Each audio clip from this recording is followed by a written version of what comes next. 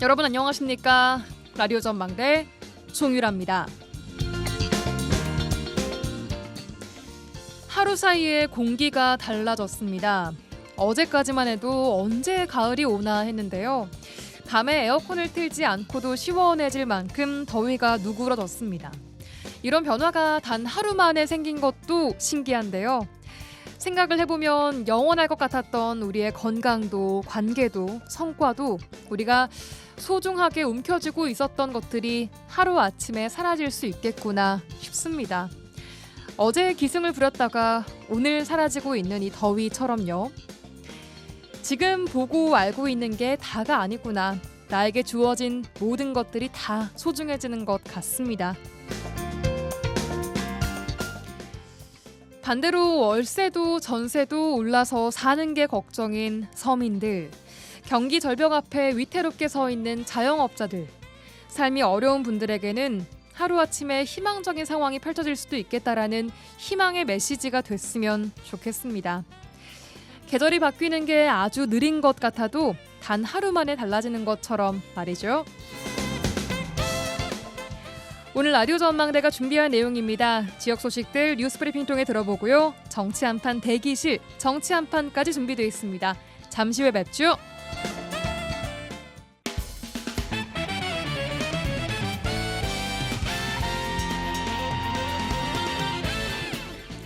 라디오 전망대 9월 9일 화요일 순서 출발합니다. 지역 뉴스부터 정리해보죠. 뉴스브리핑 여성신문의 장봉현 기자와 함께하겠습니다. 나와 계신가요? 네, 안녕하세요. 장봉현입니다. 네, 안녕하세요. 첫 뉴스입니다. 광양시가 69억 원을 투입해 설치한 섬진강 별빛스카이 짚라인의 운영이 좀 위태합니다. 민간 위탁 사업자를 다시 지정하는 과정에서 헐값 위탁이라는 비판이 나오고 있다고요? 네, 그렇습니다. 운영사가 적자를 이유로 계약 해지를 요청을 하자 광양시가 턱없이 낮은 위탁료를 제시한 사실이 알려졌기 때문인데요. 예. 그래서 광양시의회 일각에서는 설치 사업에도 참여한 운영사가 빠져나갈 수 있도록 퇴로를 열어준 게 아니냐, 그런 의혹 제기까지 하고 있습니다. 예. 광양 망덕산과 배알도를 연결하는 섬진강 별빛스카이 짚라인은 총 69억 원의 사업비를 들여서 지난해 12월 완공을 했습니다. 예. 광양시는 연간 약 5만 5천여 명의 이용객이 이 시설을 이용할 것으로 예측을 했었는데요. 예. 그래서 연간 위탁 수수료는 1억 5,600만 원으로 현재 운영사와 3년 계약을 맺었습니다.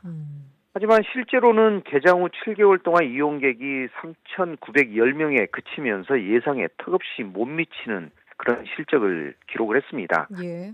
그래서 운영사인 더 챌린지 측은 지난달 광양시에 적자를 이유로 계약을 해지를 공식적으로 요청하는 공문을 보냈습니다. 네, 그럼 새로 지정 논의가 나오고 있는 업체와는 어느 정도로 낮은 위탁료를 좀 제시를 했을까요? 위탁 수수료는 기존의 약 80%를 깎아준 20% 수준에 불과한 연 3,200만 원으로 책정을 했다는 게 논란이거든요. 예. 광양시는 위탁 사업자 재지정을 위한 민간 위탁 동의안을 시의회에 제출한 상태입니다. 광양시 입장은 위탁 수수료 조정이 짚라인 시설의 운영 중단을 막고 관광 활성화를 위한 현실적인 대안이다, 그런 입장인데요. 예. 운영업체가 계약 해지를 요청한 상황에서 시설 운영이 완전히 중단될 경우에 광양시 관광 이미지에 심각한 타격을 줄 수가 있어서 더 큰 손실을 초래할 수 있다, 그렇게 판단을 했다는 설명입니다. 예. 또 시설의 지속적인 가동을 통해 최소한의 수익이라도 확보를 하고 앞으로 관광 콘텐츠를 더욱 보완해서 안정적인 운영 체계를 구축하는 것이 궁극적으로는 시민 이익에도 부합한다는 게 광양시의 입장입니다. 예, 이런 시의회에서도 가만히 있지는 않을 것 같은데요. 일단은 이 업체가 짚라인 설치에도 참여를 한 업체입니다. 한 20억 원 정도 좀 짚라인 줄 연결하는 그 공사를 시공한 업체로 알려져 있는데요. 운영사랑 같은 업체가요? 네, 맞습니다. 예. 이 업체가 짚라인까지 하고 이제 운영을 하겠다고 하면서 3년 계약을 맺었는데 예. 광양시에서 지금 그 업체를 빠져나가게 해주는 거죠. 돈을 벌고 빠져나가라, 그런 거나 마찬가지인데 일단 시의회는 이 부분에 대해서 집중적으로 지적을 하고 있습니다. 백성호 의원은 69억 원짜리 시설을 1년에 3,200만 원의 운영 수수료를 받고 넘긴다면 시민들이 납득을 하겠냐, 그렇게 반발했습니다. 예. 운영사가 계약 해지를 통보를 했더라도 새로운 업체가 선정이 될 때까지 현재 운영사가 의무적으로 운영을 계속해야 하는 거고, 만약 적자로 인해 일방적으로 운영을 포기한다면 부정당 업체로 지정이 되는 거거든요. 그래서 법적 책임을 져야 함에도 광양시는 오히려 낮은 위탁료로 계약 재추진을 돕고 있다고도 지적을 했습니다. 예. 또 광양시가 당초 원가 산정을 할 때 1억 3천만 원대였고 그 금액으로 입찰해서 운영업체가 선정이 됐는데도 적자를 이유로 용역을 통해 원가를 재산정을 했거든요.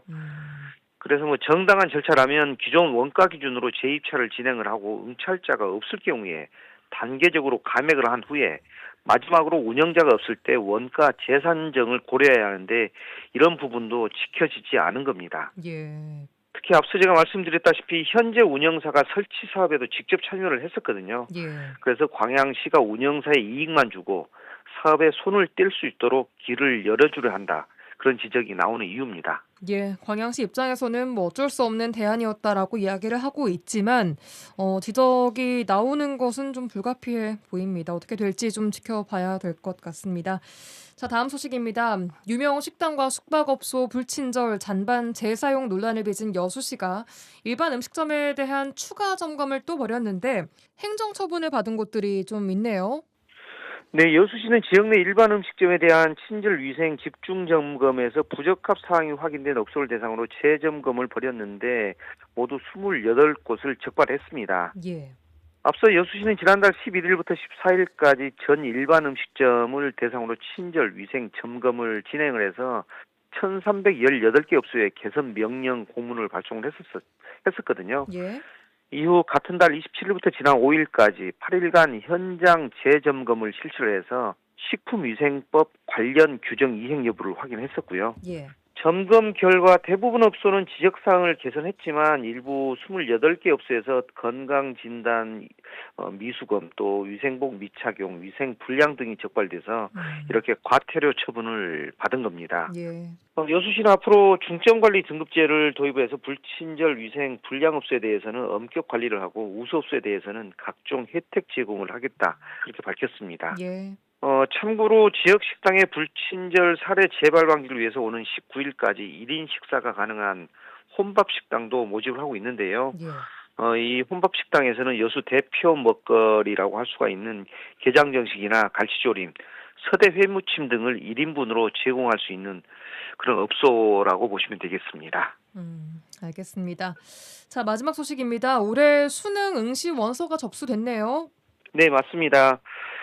2026학년도 대학 수학능력시험 응시 원서 접수를 했는데 보니까 전남에서는 14,952명이 접수를 했더라고요. 그래서 지난해 대비 1,011명이 증가했습니다. 예. 재학생은 12,165명으로 973명이 늘었고 졸업생이나 검정고시생들은 2,787명으로 38명 증가를 했습니다. 예. 성별로 보니까 남학생이 7,398명, 여학생이 7,554명으로 여학생 비율이 조금 더 높은 것으로 집계가 됐더라고요. 지난해 대비 남학생은 508명, 여학생은 503명이 각각 증가했습니다. 네, 여기까지 듣겠습니다. 뉴스브리핑 여성신문의 장봉현 기자였습니다. 고맙습니다. 네네, 고맙습니다.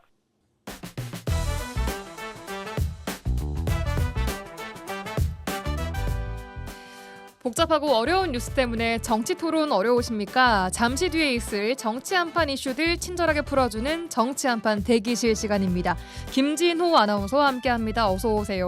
네, 안녕하세요. 아나운서 김진호입니다. 네, 또 한 주가 빠르게 또 흘러서 그렇습니다. 지나갔는데 지난 한 주간도 뉴스가 많아서 궁금하신 거 많으실 것 같아서 준비했습니다. 그렇습니다. 가장 화제가 됐던 뉴스가 있었는데 미국 조지아주 현대 LG 전기차 배터리 공장 건설 현장에서 발생했던 한국인 체포 구금 사건. 예. 저는 이걸 보고 참 충격을 받았습니다. 이게 일단 어떻게 된 사건인지 먼저 말씀을 좀 해주시죠. 좋습니다. 미국 이민세관 단속국, 줄여서 ICE라고 하는 그 정부가요. 지난 현지 시각 4일 국토안보국 또 마약단속국 등과 합동으로 조지아주 브라이언 카운티에 있는 LG 에너지 솔루션과 현대차 배터리 합작 공장, 즉 현대차 전기차에 넣을 배터리를 만들기 위해서 LG 엔솔과 함께 공장을 만들고 있는 중이었는데 네. 그 현장에 들이닥쳐서 대규모 이민 단속을 벌인 겁니다. 단속 결과 475명을 체포 구금했고요. 이 중 한국인이 약 300명 이상으로 대부분이었습니다. 나머지는 멕시코, 중앙남미 국가 국민들도 포함된 것으로 알려졌습니다. 이 한국인 300여 명 중에는 LG 엔솔 소속 직원 47명과 설비 협력사 인력 250여 명이 포함되어 있었습니다. 이 구금 이후에는 어떻게 됐죠? 이후 한국 외교부는 체포된 약 300여 명을 조속히 귀국시키는 합의를 이뤘고요. 전세기를 통해서 귀환시키겠다라고 좀 합의를 했습니다. 네. 조현 외교부 장관도 현지 시각 8일 밤 워싱턴 DC에 도착해서 관련 협상을 지금 진행 중입니다. 이 체포 구금 장면들이 저도 지금 참 충격적이었는데 맞아요. 이 붙잡힌 한국인들에게 무슨 문제가 있었나요?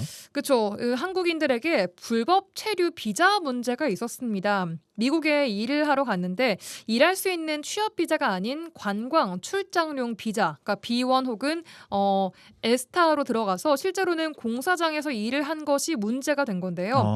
우리나라 그 기업이 잘못 선택을 하고 또 이렇게 얘기를 해 준 거긴 하지만 비자 네. 발급에 사실 너무 오랜 시간이 걸립니다. 취업 비자 받으려면. 그래서 최대한 빨리 배터리 공장을 지을 수 있는 그 숙련된 노동자들을 투입하기 위한 불가피한 조치였다라고 기업은 이야기를 하고 있습니다. 근데 제가 아까 말씀드렸지만 진짜 그 장면이 충격적이었던 게 굉장히 과격했습니다. 맞습니다. 예, 많은 분들이 좀 이 장면 때문에 와 우리나라 어떻게 되는 거 아닌가 네. 싶은 충격적인 장면이었죠. 우선 그 수백 명의 연방 및 주 요원들이 500여 명이 동원됐다고 하고요.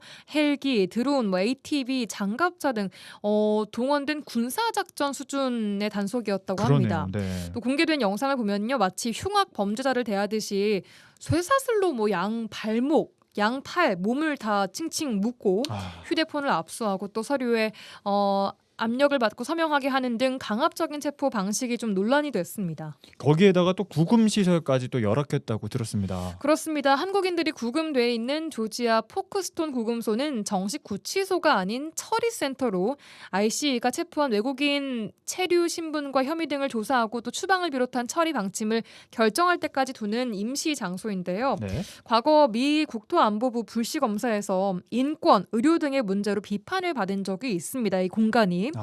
매트리스는 다 찢어져 있고 누수, 고인 물에 곰팡이와 벌레가 들끓고 또 변기도 작동하지 않고 이런 사람이 지내기에는 안전이 위협될 정도의 공간이라는 거죠. 이게 불과 지난주에 사실 분위기가 좋게 한미 정상회담이 끝났고 그랬는데 지금 이렇게 한미 무역 관계가 그래도 민감한 시점이잖아요. 네. 이런 시점에 이런 일이 있다라는 게 그러니까요. 네.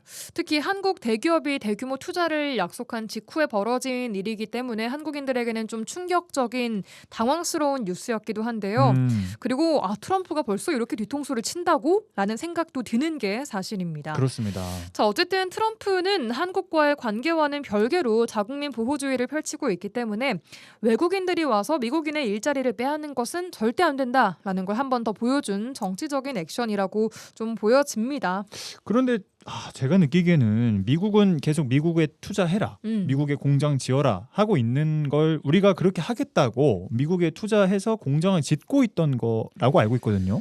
맞습니다. 맞아요. 네, 맞는데 하지만 그럼에도 배터리 공장을 지으려면 숙련공들이 필요하기 때문에 한국에서 숙련된 노동자들이 미국으로 가서 이 공장을 얼른 지어주고 나오겠다라는 거였습니다. 그렇죠. 하지만 이들이 다 취업 비자를 받기에는 기간이 상당히 좀 오래 걸린다는 이유로 노동자들이 다른 비자로 일을 하러 가게 됐고 이런 일이 좀 생기게 된 겁니다. 네, 이미 불안감은 미국 내 한인 사회 전반으로 좀 퍼져나가게 됐고요. 그만큼 한국 기업이나 이민자들의 활동에도 차질이 좀 불가피해 보입니다. 지금 구금되어 있는 분들 현재는 어떤 상태인가요? 이르면 내일쯤 한국에서 전세기를 미국에 보낼 예정이고 미국 시각 10일 태워오는 것이 좀 목표인데요. 네. 이 전반적인 비용은 LG 에너지솔루션 기업에서 부담을 할 예정이라고 하고요. 자진 출국하는 형태로 출국을 좀 준비 중입니다. 방금 뭐 자진 출국이라고 하셨는데 예. 이게 사실 뭐 자진 출국이라고도 보이지만 미국에서 구금을 했고 또 나가라고 하는 어떤 추방의 시그널로도 보이거든요. 그렇죠. 이 부분이 좀 논란입니다. 추방이냐 자진 출국이냐. 우선 우리나라는 자진 출국이 맞다라고 밝혔습니다. 네. 조기중 총영사는 자진 출국은 이미 미국에 있는 제도이다. 뭐 5년, 10년 입국 제한 같은 불이익이 없다라고 답을 했는데요. 네. 하지만 미국의 표현은 좀 다르더라고요. 보니까. 네. 미국 국토안보부의 크리스티 놈 장관은 우리는 법대로 하고 있다. 그들은 추방될 것이다. 그러니까 디폴티드라는 말을 좀 썼습니다. 네. 다만 이 놈 장관이 자진 출국이 아니라는 의미로 추방이라고 한 건지 아니면 그냥 뭐 출국 자체를 추방이라고 표현을 한 건지는 좀 알 수는 없습니다만 이를 두고도 막판 교섭이 끝까지 좀 명확하게 이루어져야 될 것 같습니다. 네, 알겠습니다. 또 다음 뉴스도 또 있는데요. 네. 정부 조직 개편안 또 뜨거웠습니다. 예. 어떤 조직 개편안이 나온 거죠? 네, 이번 조직 개편안의 핵심은 딱 하나, 권한 분산이라고 보시면 되겠습니다. 권한 분산. 네, 현재 정부는 19부 3처, 20청, 6위원회 체계인데 많죠. 네. 자, 그런데 개편 뒤에는 19부, 6처, 19청, 6위원회가 됩니다. 그 처와 청이 살짝 숫자가 변했네요. 예, 그렇죠. 일단 뭐 몇 가지 청이 처로 좀 승격된 부분들도 있고요. 네. 새로 생기는 청들도 있습니다. 음. 자, 가장 큰 변화 두 가지입니다. 먼저 지난주에 저희가 설명을 드렸던 검찰청 폐지. 기억납니다. 기억나죠? 네. 공소청, 중수청 기억납니까? 기억납니다. 네. 확실히 기억납니다. 예, 기억나죠. 검찰의 수사와 기소의 권한을 나눠서 수사는 중대범죄수사청, 중수청이, 기소는 공소청이 맡게 됩니다. 그러니까 이 두 가지 청이 새로 또 신설이 되는 거죠. 네. 네, 그리고 이 새로 생긴 중수청을 어느 부서에 넣을 것인가가 좀 논란이 있었는데 네. 중대범죄수사청은 행안부로 들어가게 됐습니다. 그리고 공소청은 법무부 소속이 됐고요. 자, 그리고 두 번째 중요한 변화 중에 하나가 기획재정부의 분리입니다. 예산은 국무총리 산하 기획예산처가 또 경제, 세제는 재정경제부가 담당하게 됩니다. 네.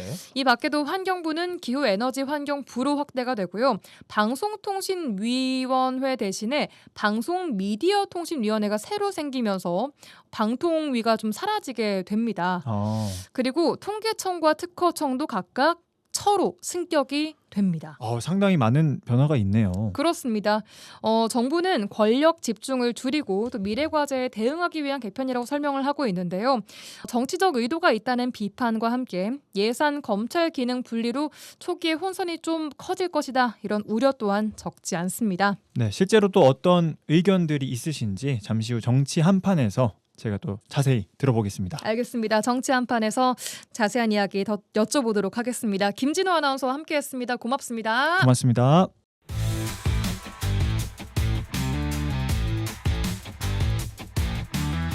라디오 전망대 정치 한판. 네, 정치 한판 시작합니다. 더불어민주당 서동용 전 의원, 개혁신당 천하람 원내대표 두 분과 함께하겠습니다. 두 분 나와 계십니까? 반갑습니다. 서동용입니다. 네, 천하람입니다. 예, 반갑습니다. 두 분 한 주간 잘 보내셨습니까? 벌써 날씨가 오늘 갑자기 좀 가을이 된 듯한데요, 서 의원님. 그러게요. 날씨가 갑자기 이러면 조금 당황스럽긴 한데요. 그렇죠. 예.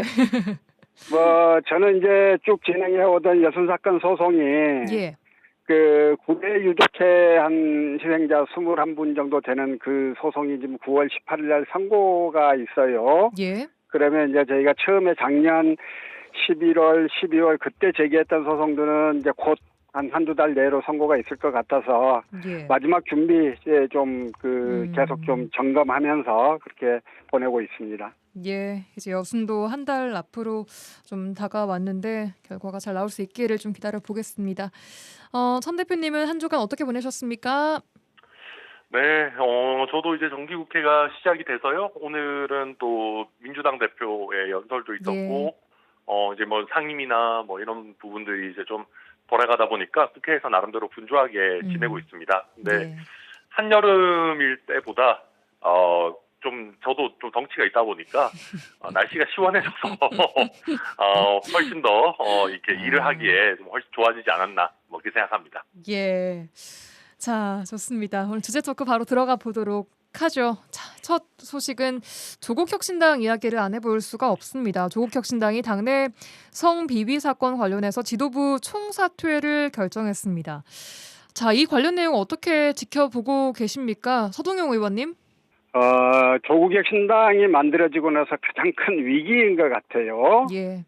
예, 우리 성비 문제라고 하는 건 사실 굉장히 민감하고 어려운 문제인데요. 그동안 나름 조국혁신당에서 진상규명을 위해서 나름 노력을 했던 것 같은데 그게 피해자의 시선에 보기에 부족함이 있었던 거고 근데 그런 부분들에 대해서 서로 좀 소통과 대화들이 제대로 안 됐는지 좀 이런 사태까지 터졌습니다. 예. 근데 저는 이제 성비 사건과 관련해서는 예. 늘 다 자기 나름대로 할 말은 있겠습니다만 가장 그 사회적 약자인 여성의 피해이고 그들이 그 피해를 증명하고 스스로 이 상황을 뚫고 나가기가 너무 어려운 사안이잖아요. 그건 뭐 우리도 그렇고 미국도 그렇고 그런데 그래서 그 2014년도에 이제 스탠포드 대학의 사넬 밀레라고 하는 여학생이 남학생 파티에 갔다가 만취한 상태에서 성폭행을 당한 사실이 있습니다. 그 사건과 관련한 이야기들이 굉장히 많은데요. 그 사넬 밀레가 썼던 그 책의 한 구절이 이런 겁니다. 피해자들이 와서 당신을 찾아왔을 때 귀를 기울여라. 그들이 주저할 때 도움의 손길을 내밀어라. 그냥 가서 그들을 도와라. 이런 이야기입니다. 그래서 성비 사건, 성폭력 사건의 피해자들에 대한 도움은 우리가 훨씬 더 열린 마음으로 피해자 중심으로 돼야 할 텐데요.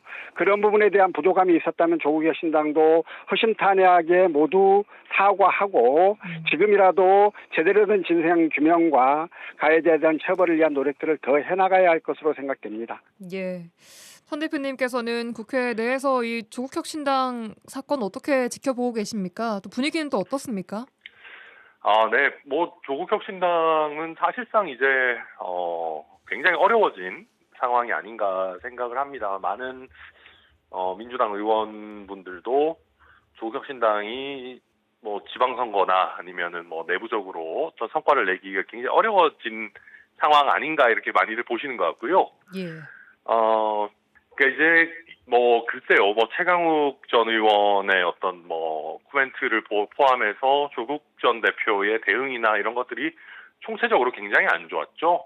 또 조국혁신당이 뭐 어떤 성범죄 문제나 어떤 이런 부분들에 대해서 다른 사람들의 문제를 지적할 때는 굉장히 또 편하게 지적하다가 자기 일이 됐을 때는 또 이거를 숨기고 제대로 하지 않는 그런 급급한 모습 보였고요. 또 지도부 총사퇴라고 하지만 사실 이미 조국 전 대표가 출감을 하면서 다시 지도부 대표로 올라가기 위해서 지금 지도부는 이미 내려놓기로 한 상태였기 때문에 예. 이 정도 조치만 가지고 지금 피해가기에는 어렵지 않겠나. 또 조국 전 대표가 어떤 진심 어린 사과 이런 것보다는 본인의 페이스북 SNS에다가 뭐 경청하는 느낌의 사진으로 이걸 바꾸고 뭐 좀 굉장히 이상해요. 전체적으로 대응이. 그래서 이번 어떤 사태를 제대로 반성하고 성찰하는 것 같아 보이지가 않는다. 굉장히 어려운 길로 가고 있다. 이렇게 평가합니다.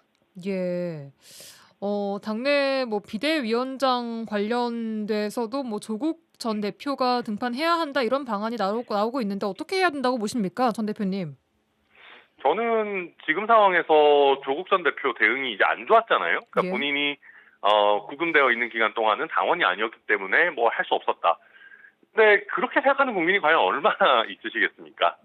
구금되어 있는 중에도 이런저런 면회도 가고 뭐 심지어 아마 편지로 뭐 이렇게 소통도 하고 예. 당의 운영에 대해서 이런저런 의견들을 적극적으로 내왔던 조국혁신당의 오너이기 때문에 예.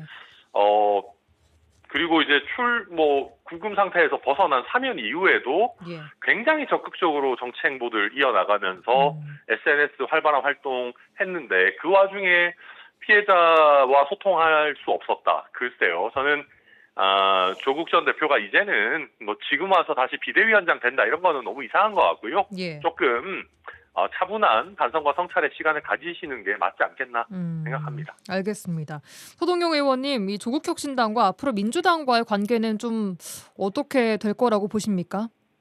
일단 조국 전 대표가 이제 사면 복권되고 나서 예. 보여준 그 적극적인 행보 때문에 이재명 대통령을 극단적으로 많이 좋아하는 그런 그 강성 지지자들 그리고 민주당 일부에서는 조국 대표를 굉장히 좀 비난하는 그런 목소리들이 있어 왔고요. 예. 이번에 이제 이 성비 사건이 나자 이걸 기화로 해서 더욱 조국을 비난하고 욕하는 이런 분위기들이 있긴 합니다. 그러나 또 그렇게까지 가는 건 저는 좀 과하다고 생각을 하고요. 예. 아까 천하람 대표 말씀하셨지만 사실 조국혁신당이 원하는 조국입니다. 예. 조국이 이 문제를 책임지고 수습해야지요. 예. 다만 이제 그렇다고 해서 이 비대위원장을 맡아가서 가는 건 너무 또 이상하긴 한데 어쨌든 자리를 뭘 맡건 간에 조국 대표가 나서 이 문제를 수습해야 하고요. 예. 그런 과정 속에서 전체 지금 이재명 정부의 성공을 위해서 민주 진영에서 좀 바라고 있는 모든 것들에 대해서 서로 협력하고 하나하나 같이 좀 보조를 맞춰나가는 이런 노력들을 하면 이 사안들도 잘 좀 해결이 돼가지 않을까 싶고 다시 한번 강조드리고 싶은 건 성비 사건, 성 사건은 피해자 중심이어야 하고 무조건 그들을 돕고 그들의 이야기를 경청하는 노력부터 시작을 해야 한다는 점 다시 한번 강조를 드리고 싶습니다. 예. 민주당 내에서는 이 사건 잘 협력해서 가야 한다라고 보고 있습니까? 뭐 전체적으로는 그런 분위기는 아닌 것 같기는 하고요. 예. 어쨌든 이제 민주당 전체적으로는 조국 대표가 이 문제를 풀어야 되잖아요. 예. 이제 그 푸는 과정들을 좀 지켜봐가면서 조국혁신당과의 관계 문제들을 다시 고민하자 이런 분위기들이 있는 것 같고. 알겠습니다. 예, 현재로서는 그 누구도 주체가 아닙니다. 조국이 주체고 조국혁신당이 주체이기 때문에 예. 그들이 이 좋지 않은 사건. 그리고 대응 과정에서 나름 굉장히 문제가 있었던 이 사건을 다시 잘 수습해서 예. 나아가는 모습들을 좀 기대하면서 지켜보면 좋겠다 싶습니다. 알겠습니다. 자, 다음 이슈로 넘어가 보도록 하죠. 최근 미국 현대차그룹 LG 에너지솔루션 합작 배터리 공장에서 일하던 한국인 노동자 300여 명이 미 이민 당국의 단속에 적발돼서 체포 구금됐습니다. 자, 이 사건 일단 내일 노동자들을 태워올 전세기를 띄운다라고 좀 발표가 되고 있습니다. 어떻게 좀 보고 계십니까, 천 대표님? 우선 이거는 뭐 동맹국에 대해서 좀 과한 이런 뭐 족쇄까지 채우고 이렇게 한 거는 미국 당국이 좀 문제가 있죠. 우선은 미국 당국의 과한 대응을 우리가 문제를 안 삼을 수는 없고요. 예. 다만 여기서 이제 어쨌든 우리가 외교적으로 예. 또 대화도 하고 또 협상도 하고 해야 되는 상황들인데 예. 지금 이재명 대통령 얼마 전에 그래도 트럼프 대통령과 나름 이렇게 대화하시고 정상회담 하시고 해서 좀 잘 풀리지 않겠나 기대를 했었는데 아직까지 25% 관세가 안 낮춰지고 있어요. 15% 합의가 최종화가 안 돼서 현대자동차가 하루에 180억인가 지금 계속 내고 있다는 것 같더라고요. 예. 그런 상황 속에서 지금 악재가 좀 겹친 상황이고 또 이런 일이 터지고 나니까 이제 언론들에서 취재를 해본 결과 이제 기업들에서는 계속해서 미국 투자를 늘리게 되면은 비자 확보를 해야 된다라는 걸 정부에 계속해서 건의를 했었는데 이 부분이 우리 협상단의 우선순위에서 계속 밀렸다 이런 얘기들이 계속 나오고 있거든요. 그래서 이런 부분도 우리 협상단에서 아니 대미 투자를 기업들이 늘리면 당연히 우리 인력들도 많이 가야 되는 거 아니냐. 예. 비자 문제를 조금 열어줘라, 커터를 예. 줘라라는 거를 미리 미국 쪽에 어필을 좀 했었다면 이런 일을 어느 정도 막을 수 있지 않았을까 하는 아쉬움이 한 가지가 있고요. 예. 또 한 가지는 지금 전세기는 준비는 돼 있고 돌려는 올 텐데 예. 이게 추방이 되게 되면은 다시 미국 입국하는 게 되게 어려워진다고 그럽니다. 자진 출국이냐 추방이냐를 두고 또 말이 그렇죠. 많더라고요. 그래서 이게 추방이든 뭐 어떤 형태로든 다시 미국에 입국하는 데 있어서 그분들이 사실 직장인이잖아요. 예. 회사에서 가라고 그래서 출장문에서 간 건데 미국에 입국 못하는 일이 생겨서 안 되는 거니까 예. 그 불이익을 최대한 줄이는데도 정부가 힘을 좀 써야 될 것 같습니다. 예, 이번 사태로 이재명 대통령 대미 관계 대처에 대한 평가가 좀 달라질 거라고 보십니까? 전 대표님. 조금은 더 박해질 것 같긴 합니다. 조금은 더 박해질 것 네. 같고, 무엇보다도 아까도 말씀드렸지만 손에 잡히는 성과가 아직까지 안 나오고 있다. 그리고 합의문의 어떤 그런 부분들도 지금 잘 안 되고 있다라는 거에 겹쳐가지고 예. 비자 이슈가 계속해서 경제계에서 나왔었는데 예. 이 부분도 못 건드렸다는 게 지금 나오고 있기 때문에 약간 평가가 박해지겠지만 그래도 또 이런 부분을 또 잘 해결할 수 있다면은 어느 정도는 또 그런 부분도 만회되지 않겠는가. 그래서 결국은 정부의 대처에 달렸다 이렇게 보고 있습니다. 예, 알겠습니다. 소동용 전 의원님께서는 이 노동자들의 안전 소식 관련해서 좀 전해 듣고 계신 게 있습니까? 어떻게 보셨습니까? 다른 이야기는 없고요. 저도 이제 언론을 통해서 듣는 이야기밖에 없는데, 예. 이런 일이 있습니다. 사실 지금 세계의 무역 질서가 자유무역을 중심으로 해서 무역 질서가 그래도 잘 형성되고 있었는데 예. 트럼프 이후 세계 무역 질서를 확 뒤바뀌어 버리는 이 관세를 통한 협박 정치가 계속되고 있고 우리도 이제 겨우겨우 그걸 좀 막아서 천천히 간다고 하고 있었는데 특히나 한국 같은 경우는 미국에 직접 투자를 하겠다는 약속도 굉장히 많았고 또 직접 투자를 하려면 우리 노동자들이 가서 여러 가지 공장 설계나 이런 것들을 다 담당을 해야 되는데 뜬금없이 예. 좀 근로자들을 구금해 버렸어요. 예. 무엇보다도 지금 트럼프의 이 말도 안 되는 이런 행태에 대한 비판들이 저는 제대로 되어야 한다라고 하는 이야기는 좀 다시 한번 강조를 좀 드리고 싶고요. 예. 문제는 이제 우리 기업들이 지금 이렇게 되면 미국에 공장을 짓고 있거나 건설을 계획 중인 이런 기업들이 다 사업 계획의 재설계가 불가피하다 이렇게 보고 있고요. 예. 그렇게 되면 공장 가동 시점도 늦어지고 관련 비용도 30% 이상 늘어날 거라는 우려도 나오지 않습니까? 공기가 근데 길어지면서요? 예. 예. 그래서 이제 이런 문제들이 트럼프는 아무렇지도 않게 우리하고 한국하고 관계 좋다 이렇게 이야기를 하고 있지만 예.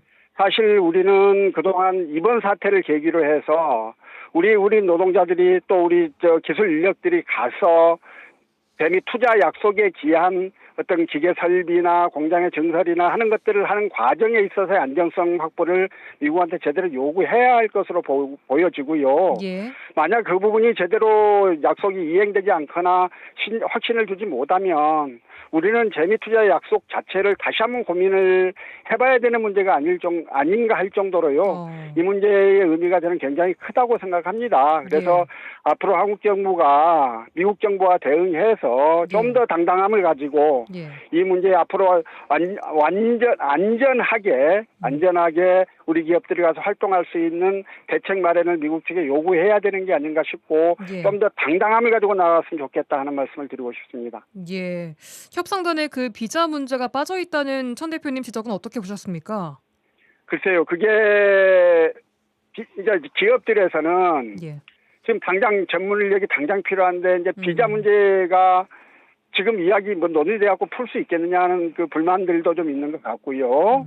예, 혹시라도 저는 그 부분을 정확하게 파악하고 있지는 못합니다만 사전에 기업들의 충분한 요구가 있었음에도 불구하고 정부가 그런 부분을 빠뜨렸다면 그건 잘못한 것이죠. 그 부분에 대해서는 사과하고 다시 이 문제를 해결할 수 있는 종합적인 방안들을 좀 준비해야 되는 게 아닌가 싶습니다. 예, 알겠습니다.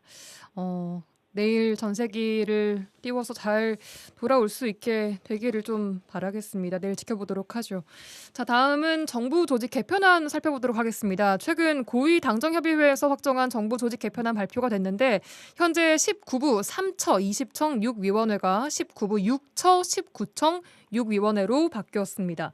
우선 전체적인 내용은 좀 어떻게 보셨습니까? 천 대표님. 저는 좀 성급한 부분들이 많이 보여요. 너무 자세하게 말씀드리면 좀 길지만 우선 첫 번째로는 행안부의 권력이 너무 비대화됐습니다.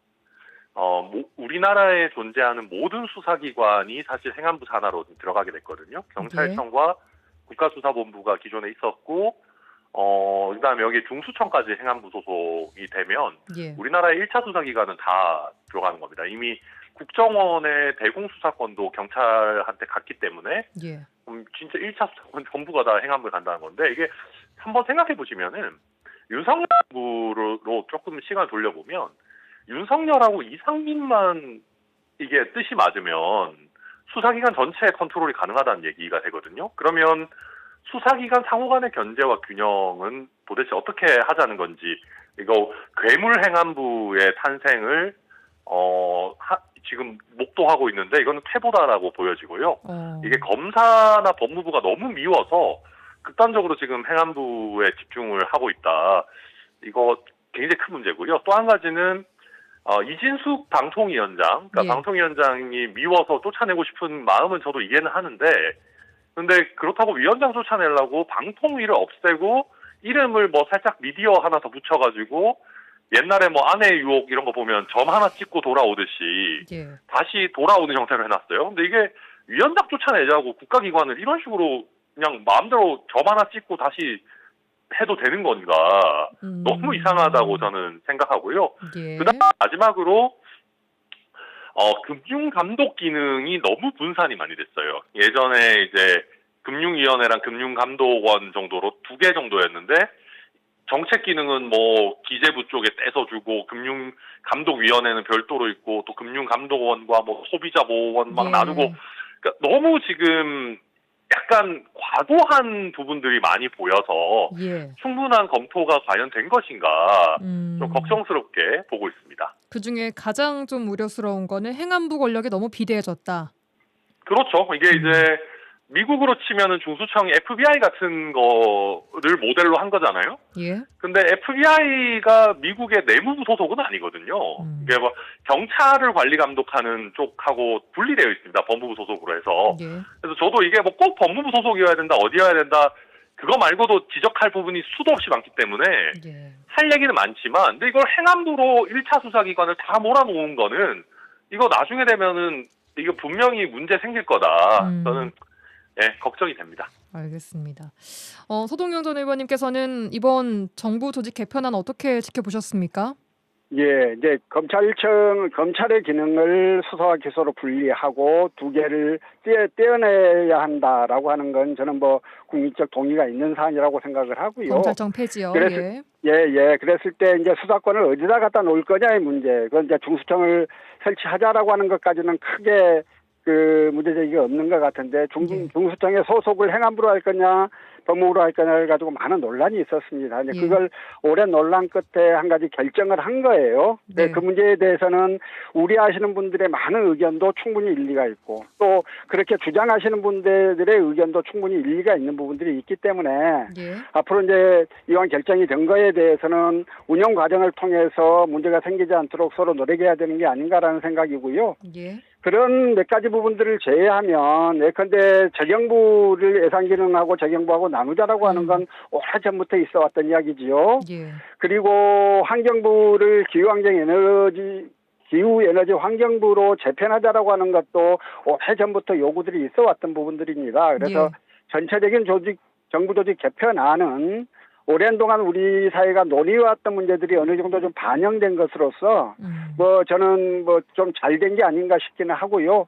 이제 다만 몇 가지 부분들, 특히나 이제 그 공소청의 소속을 행안부로 한 부분들에 대해서는, 공소청은 법무부에 그러니까 중수청을 소속을 행안부로 하자는 부분에 대해서는 아까 천하람 대표도 문제 제기를 하셨지만 그런 문제 제기에 대해서도 앞으로 좀 더 기울일 필요가 있겠다라는 생각 정도를 좀 하고 있습니다. 방통위원회 폐지는 어떻게 보셨습니까?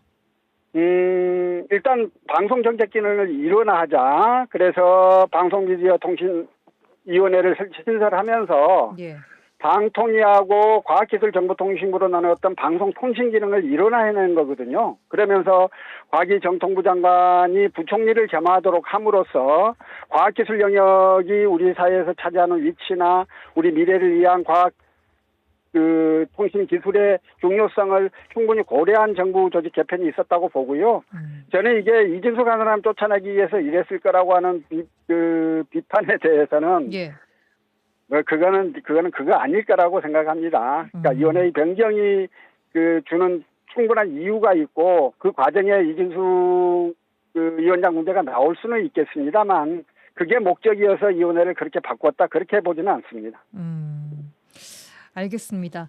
자, 지역 이슈로 넘어가 보도록 하겠습니다. 어제 광주 전남 특별광역연합 추진기획단이 출범했습니다. 5극 3특이라는 이재명 정부의 균형 발전 전략 아래 컨트롤 타워인데 이게 너무 빨리 추진되는 것이 아닌가 하는 목소리가 좀 나오고 있습니다. 이 부분 좀 지켜보고 계십니까, 천 대표님?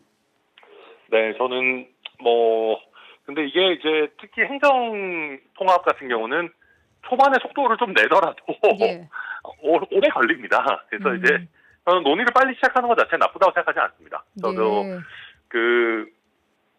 가면 갈수록 생활권이 광역화되고 또 대도시 중심으로 이렇게 좀 모여지게 되는 거는 피할 수 없는 전 세계적 추세입니다. 그래서 이게 서울 수도권에 다 이렇게 블랙홀처럼 빨아들이는 거를 조금이라도 막기 위해서는 우리 지역도 광주가 조금 더 득을 보고 하는 한이 있더라도 일정 부분은 직접 효과를 낼 필요가 있다고 보고요. 특히 우리 동부권이 요즘 사실 좀 굉장히 어렵습니다. 요즘 석유화학도 그렇고 제철도 그렇고 어려워서 걱정도 많고 합니다만 그래도 저는 최소한 우리 동부권이 그렇게 존재감이 사라지거나 아주 안 좋은 처지에 놓여지지는 않을 것이다. 저는 그래서 조금 더 적극적으로 저는 논의해 나가는 것도 나쁘지 않다 그렇게 보고 있습니다. 예, 방금 수도권이 블랙홀처럼 빨아들인다고 했는데 저희 광주 전남 내에서 광주로 다 빨려 들어가면 어떡하나 이런 우려가 나오고 있긴 하거든요.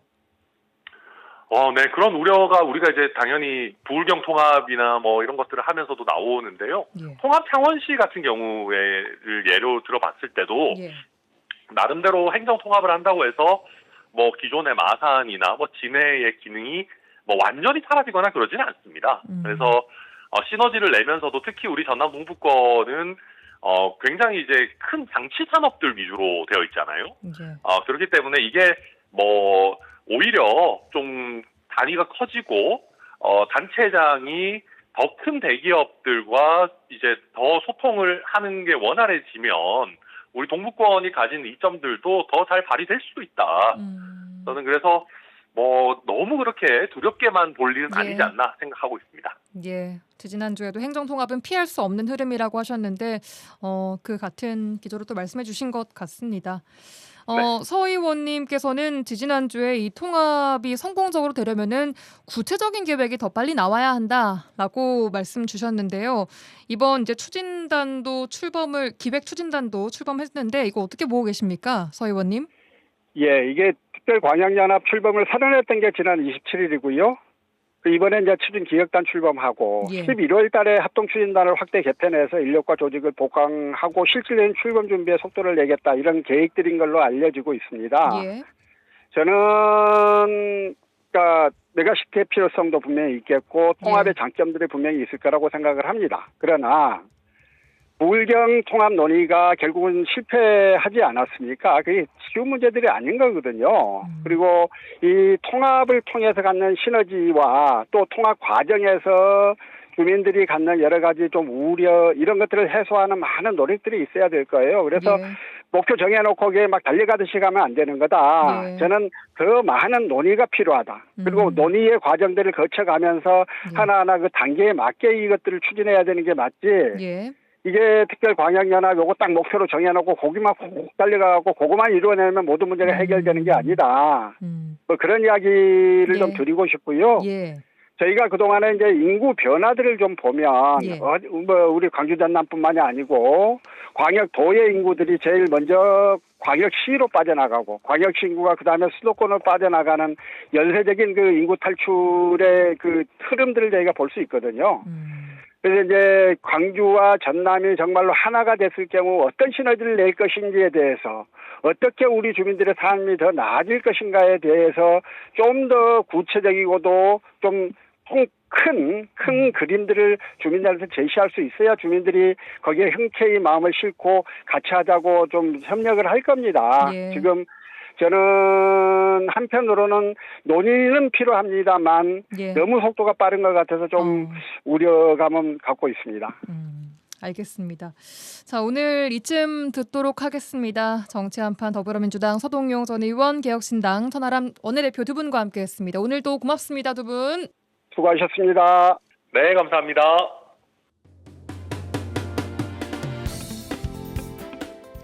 라디오 전망대가 9월 9일 화요일에 준비한 내용은 여기까지입니다. 저는 내일 돌아오겠습니다. 구성 이선화, 연출 송유라였습니다. 고맙습니다.